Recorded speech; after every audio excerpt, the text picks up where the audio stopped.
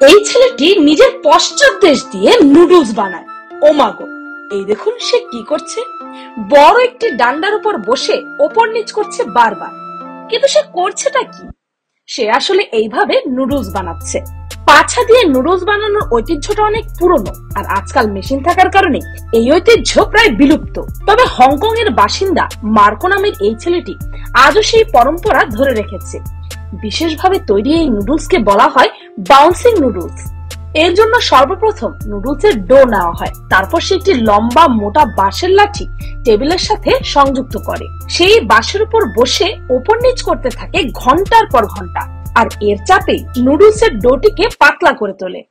এই কাজটি দেখতে যতটা সহজ, আসলে এটি অনেক কঠিন কাজ। পশ্চাৎ দেশের সাহায্যে এইভাবে ঘন্টার পর ঘন্টা নুডলস বানানো 2-3 ঘন্টা জিম করার চাইতেও বেশি পরিশ্রমের কাজ।